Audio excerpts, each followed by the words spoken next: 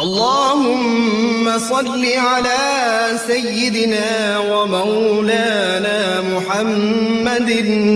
صاحب التاج والمعراج والبراق والعلم،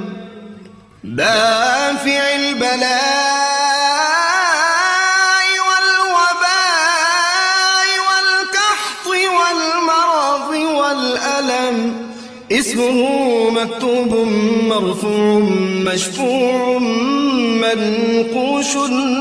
في اللوح والقلم.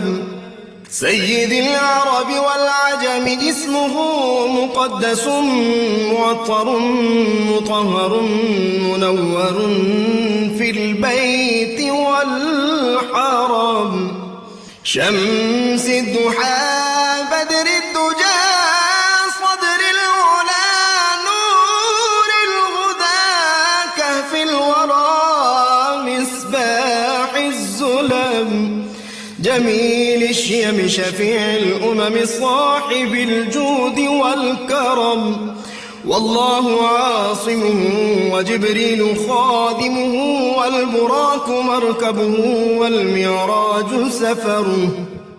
وفوق سدرة المنتهى مقامه وقاب قوسين مطلوبه والمطلوب مقصوده والمقصود موجود. سيد المرسلين خاتم النبيين شفيع المذنبين أنيس الغريبين رحمة للعالمين، راحة العاشقين مراد المشتاقين شمس العارفين سراج السالكين مصباح المقربين، محب الفقراء والغرباء واليتامى والمساكين، سيد الثقلين نبي الحرمين إمام القبلتين وسيلتنا في الدارين، صاحب قاب قوسين محبوب رب المشرقين ورب المغربين، جد الحسن والحسين مولانا ومولى الثقلين، سيدنا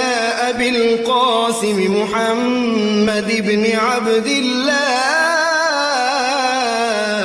نور من نور الله. يا أيها المشتاقون بنور جماله بلغ العلا بكماله، كشف الدجى بجماله،